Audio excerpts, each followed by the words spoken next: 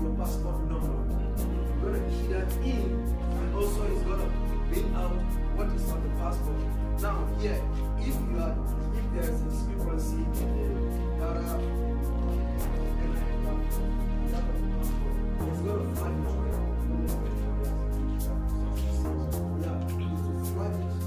It will flag it red and tell you that your middle name and letter is missing or something.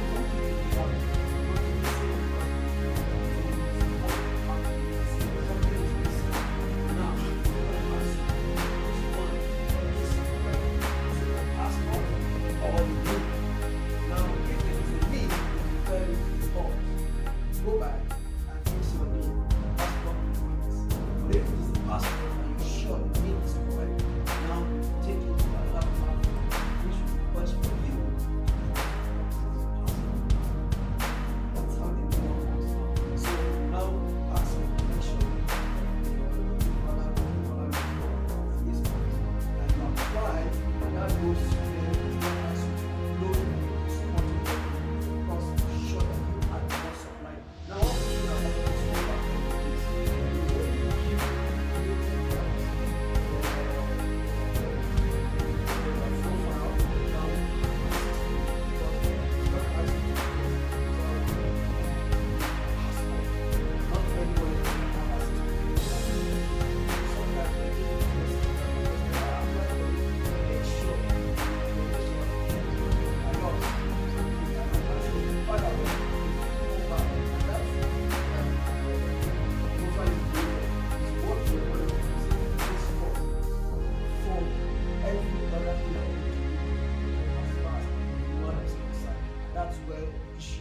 when the biometrics comes in, you will not say, I just sat there and somebody did passport using my, no, you must have permitted, or somebody must have, I don't know, if probably you allow your password to be used or something, for somebody to want to go, even at that, it will still ask for confirmation of some things. If you have gone through the process, you see.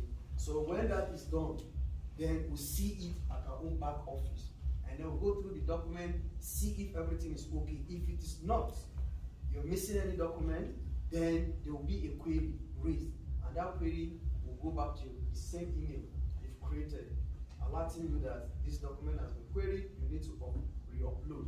So you go back and fixing the document. That's why my boss was asking all those documents and how she got. So until you upload that successfully, then you book an appointment. And here is one thing again about the appointment. I think before we're used to this issue of walk-in. Now we have, with this new one, we kind of have a centralized production system where Atlanta and New York, produce passport from Washington, D.C. So appointment, you create the appointment, and the essence of the appointment are for two things. One, if you don't create appointment and you make payment, it's just going to be like you obtaining a SIM card, but it's not activated. So which means you cannot make call and you cannot be reached. So if you come to us without an appointment, the system is just not going to allow you to do the biometrics. So you have to book an appointment and also make sure to come on the appointment day.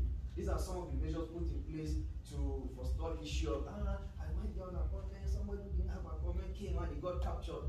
That's not going to happen again. So you only have those that are on appointment to go on that very day. The appointment is on Abuja, not we don't control it. So you can pick your appointment? You pick. Okay. You pick your appointment, but what I say, you can't come like walk in those days and say, okay, I have it. You have to wait for the appointment day. Yeah. So this person, he has emergency, and they sometimes ourselves. Yeah. So that is how this works now. So until all this first phase is. I mentioned to my colleague the other day, we come together, we build mosques, we get edifices. We come together, we build churches, very beautiful ones. But we can't come together to do that. Why? Why can't we do that? So I think it's something that is a challenge that all of us should take. And very, very important, the current administration is willing to provide that leadership. And if only we can give the current president that support, and we'll be able to achieve that. We are depending on the diaspora. This is very key, and the president has made it clear that you have a place in this government. And if we can begin to work with the embassies, that your voice is not not written there, who will give you that voice from the embassy? Because we feel that these people come, from senior government just come to us every time. And we need to hammer that in their ears. This is what we need to do, this is what we need to do. And I think, say a journey of 1,000 miles begins with a step. I believe there's still hope and we will be able to make it. Now that we're open for business, now that we're looking for partners to come in, but we also need to fix our homes. Once we fix our homes, we don't need to come out and be shouting come and investment. They will come naturally. They will come naturally. Sure. So this is what we're hoping. We need last two. Nigeria, and I have letters from both organizations to share with you on your behalf, and I'm looking forward to meeting you, and thank you for your teams also here this afternoon. But thank you very much. Again, my name is Michael Van Tour with Wayne County Commissioner Monique Baker McCall. Thank you. To Detroit. My name is Faustina Mara Winame. I want to applaud Nigeria in the idea that we as second or first generation Africans that are born here in America still have the opportunity to go home, get a passport, and get a BVN and, get an NIN in Nigeria. It had been 15 years since I had been home, and I went home last year and was able to get myself settled in terms of being in the system. But my question was, in terms of the passport. Now, during COVID, when we were going to DC to try to get my sister a visa for her American passport, because we lost her Nigerian passport, the process didn't work out for us at all. So I ended up going to Senegal, and I went to the embassy in Senegal and was able to obtain my Nigerian passport same day.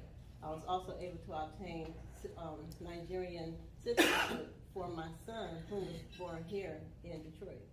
But still to this day, we have not been able to get my sister's passport simply because it was lost.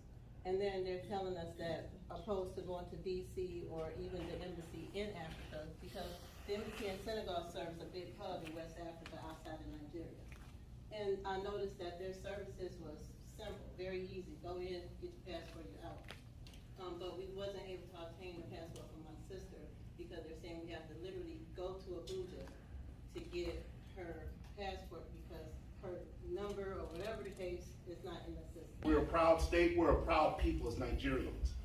And the reality of the situation is, if we want to change Nigeria, it starts here in this room. As I've always said that in the past 10 years of being involved with GABA, if we want to change Nigeria, it starts with us, whether we're elders, young people, or other. The reality of the situation, folks, is that we're done talking. It's time to roll our sleeves up and get to work. If we're gonna sit up here and build our open businesses, we need funding, the whole 9 yards. That's what we have to rely on each other for. We have a young lady right here. She just won precinct delegate last night. We have another young lady here who's running for school board in the city of Detroit. We're waiting on that victory in November, but it takes us to get behind these ladies to make sure that we are victorious. Business, government, and technology is vital to the success of our community. And now is the time for us to rise. So we have a Consul-General, we have an office here, we have direct connections. Let's build, let's work, let's make history. Thank you all for coming out, and God bless. And I think Michigan will be my second one, because I've seen a lot of potential, but I'm not happy that Nigerians are not taking the advantage of these potentials that this state has. We went to Eastern Market, and I was asking about how it operates and all that. There are no Nigerian foods coming in. So I think you need to join the bandwagon to be able to see how we're trying to open doors. Michigan is opening up to Nigeria, and we're going to take advantage of that. I want to make sure that we don't disappoint the state as we push for Michigan to partner with Nigeria to ensure that the potentials are mutually beneficial. That you should give him all the support, you should give Gala all the support. I think we can take it up from there. Thank you. Please go through the network. Okay.